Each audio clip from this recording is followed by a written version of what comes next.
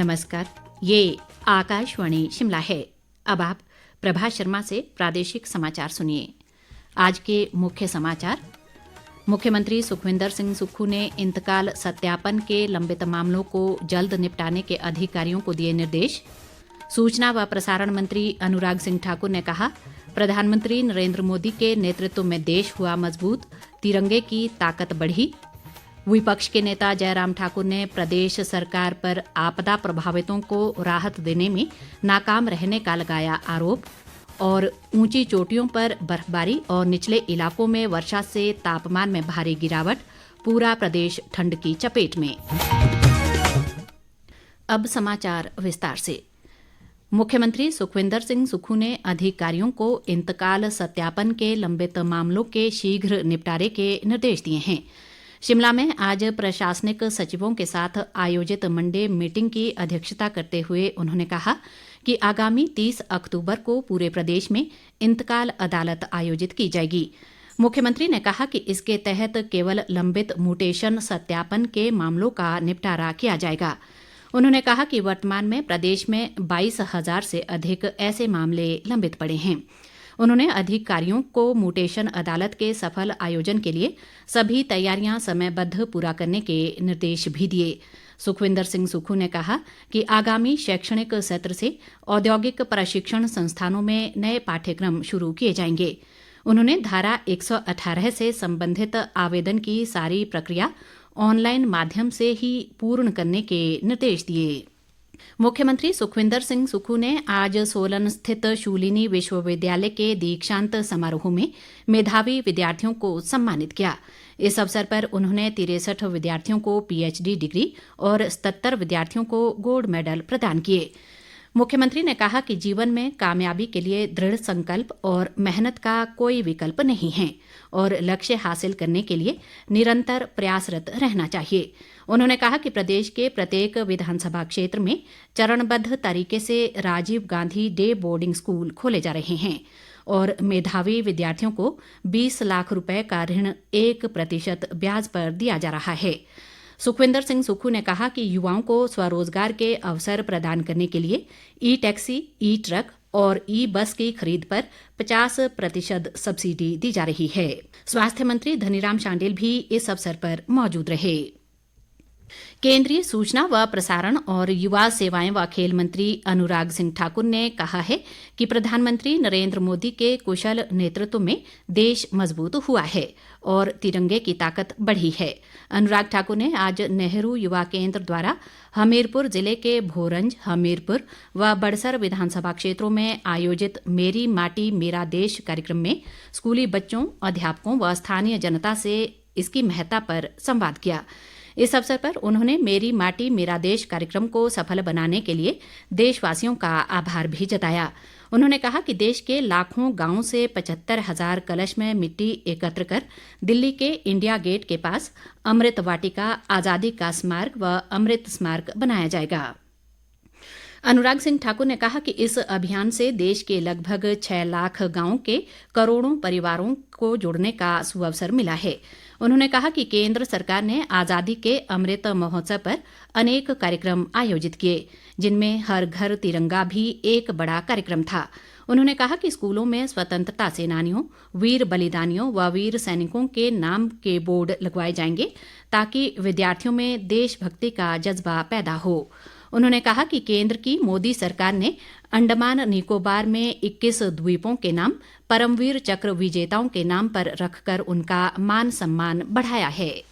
ये जो परमवीर चक्र विजेता हुए, इनके लिए मोदी सरकार ने क्या किया, ऐसे द्वीप जो अंडमान निकोबार में है, जो आइलैंड्स हैं, ऐसे 21 द्वीपों का नाम, कोई केवल गेट बनाने तक काम नहीं या किसी बने हुए भवन का नाम किसी शहीद के नाम पे नहीं, ये 21 द्वीपों के नाम परमवीर चक्र विजेताओं के नाम पर। अगर हिमाचल के बलिदान को हिमाचल की युवा पीढ़ी या हमारे लोग नहीं याद रखें तो कौन रखेगा? और इसके पीछे मूल कारण ही है कि कई बार हमें ऐसा इतिहास पढ़ाया गया जहां पर मुगलों के बारे में तो कहा गया, महाराणा प्रताप या ऐसे वीर सेनानियों के, शिवाजी मराठा के, उनके बारे में शायद उस तरह से नहीं कहा गया।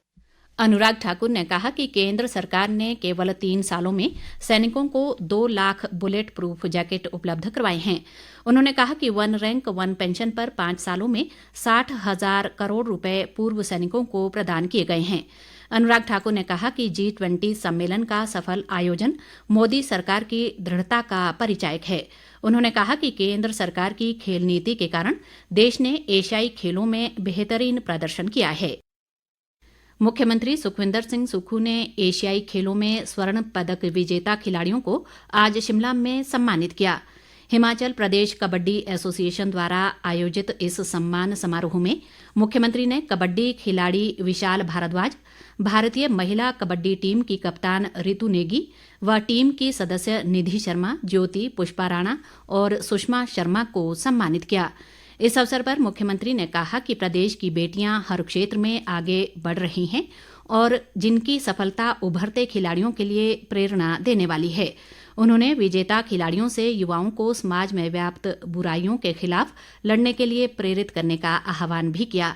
मुख्यमंत्री ने कहा कि प्रदेश सरकार द्वारा राज्य का नाम रोशन करने वाले खिलाड़ियों के सम्मान में जल्द ही एक समारोह आयोजित किया जाएगा। विपक्ष के नेता जयराम ठाकुर ने प्रदेश सरकार पर आपदा प्रभावितों को राहत देने में नाकाम रहने का आरोप लगाया है। एक बयान में उन्होंने कहा कि प्रदेश में महीनों से क्रशर बंद होने की वजह से निर्माण कार्य रुके हुए हैं। जयराम ठाकुर ने कहा कि प्रदेश सरकार ने 3 बार सीमेंट के दाम बढ़ाए हैं, जिससे निर्माण का खर्च और भी बढ़ गया है। उन्होंने कहा कि आपदा से जूझ रहे लोगों को मनमानी कीमत पर भी सीमेंट उपलब्ध नहीं हो पा रहा है। उन्होंने कहा कि आपदा के समय सरकार के ऐसे निर्णय आपदा प्रभावितों के जख्मों में इजाफा कर रहे हैं। जयराम ठाकुर ने कहा कि जिला परिषद कर्मियों के हड़ताल पर रहने से मनरेगा के तहत होने वाला कार्य रुका है। कृषि मंत्री चंद्र कुमार ने कहा है कि हर खेत तक पानी पहुंचाकर खेती के ढांचे में बदलाव लाया जाएगा। ज्वाली विधानसभा क्षेत्र के भरमाण में नलकूप के उद्घाटन अवसर पर उन्होंने कहा कि प्रदेश सरकार इस दिशा में तत्परता से कार्य कर रही है। कृषि मंत्री ने कहा कि इस नलकूप के लगने से क्षेत्र में जल वृद्धि होने के अलावा किसानों की लगभग 17 हेक्टेयर भूमि सिंचित होगी। चंद्र कुमार ने कहा कि भरमाण क्षेत्र में नाबार्ड के तहत 10 करोड़ रुपए की लागत से 15 नलकूप लगाए गए हैं। उद्योग मंत्री हर्षवर्धन चौहान ने कहा है कि हाटी क्षेत्र को जनजातीय दर्जा देने के मामले में कुछ त्रुटियां रह गई हैं, जिस पर केंद्र सरकार से स्पष्टीकरण मांगा गया है। आज शिलाई विधानसभा क्षेत्र की राजकीय वरिष्ठ माध्यमिक पाठशाला टटियाणा व ठोंठा जाखल के निरीक्षण अवसर पर उन्होंने ये बात कही। उन्होंने कहा कि केंद्र सरकार से इस मामले पर रिपोर्ट आने के बाद जनजातीय दर्जा प्रदान किया जाएगा। हर्षवर्धन चौहान ने इस मुद्दे को लेकर भाजपा पर क्षेत्रवासियों को गुमराह करने का आरोप भी लगाया। राज्य की ऊंची चोटियों पर बर्फबारी और निचले इलाकों में वर्षा से तापमान में भारी गिरावट दर्ज की गई है। पारा लुढ़कने से ठंड ने दस्तक दी है। लाहौल स्पीति जिले के दारचा और सरचू में बर्फबारी से मनाली लेह मार्ग बाधित हो गया है। जिला प्रशासन ने लेह की तरफ जाने वाले वाहनों के लिए समय निर्धारित किया है। उपायुक्त राहुल कुमार ने बताया कि लेह जाने वाले वाहनों को दारचा से सुबह 9:15 से 10:15 बजे के बीच ही छोड़ा जाएगा। इस बीच बर्फबारी से सरचू में फंसे करीब 30 बड़े वाहनों को बीआरओ ने रेस्क्यू कर दारचा पहुंचाया है। मौसम विभाग के अनुसार प्रदेश के 5 शहरों कल्पा, नाहन, केलंग, पालमपुर और डलहौजी का न्यूनतम तापमान सामान्य से नीचे दर्ज किया गया है। मौसम विभाग ने 18 अक्टूबर तक प्रदेश के ऊंचाई वाले क्षेत्रों में बर्फबारी व मैदानी भागों में गरज के साथ वर्षा की संभावना जताई है। प्रदेश कांग्रेस अध्यक्ष व सांसद प्रतिभा सिंह ने कहा है कि चंबा जिले की पांगी घाटी में सड़क व मोबाइल नेटवर्क सुविधा को सुदृढ़ किया जाएगा। किलाड़ में कल फुल यात्रा उत्सव के शुभारंभ अवसर पर उन्होंने कहा कि पांगी घाटी में पर्यटन की अपार संभावनाएं हैं, जिसे बढ़ावा देने के लिए उचित कदम उठाए जाएंगे। उन्होंने कहा कि पांगी घाटी में चहनी पास के लिए सुरंग बनाने का मामला प्रदेश सरकार से प्रमुखता से उठाया जाएगा। प्रतिभा सिंह ने किलाड़ के खेल मैदान को विकसित करने के लिए सांसद निधि से 5 लाख रुपए देने की भी घोषणा की। अंत में मुख्य समाचार एक बार फिर। मुख्यमंत्री सुखविंदर सिंह सुक्खू ने इंतकाल सत्यापन के लंबित मामलों को जल्द निपटाने के अधिकारियों को दिए निर्देश। सूचना व प्रसारण मंत्री अनुराग सिंह ठाकुर ने कहा, प्रधानमंत्री नरेंद्र मोदी के नेतृत्व में देश हुआ मजबूत, तिरंगे की ताकत बढ़ी। विपक्ष के नेता जयराम ठाकुर ने प्रदेश सरकार पर आपदा प्रभावितों को राहत देने में नाकाम रहने का लगाया आरोप। और ऊंची चोटियों पर बर्फबारी और निचले इलाकों में वर्षा से तापमान में भारी गिरावट, पूरा प्रदेश ठंड की चपेट में। इसी के साथ ये समाचार बुलेटिन समाप्त हुआ। नमस्कार।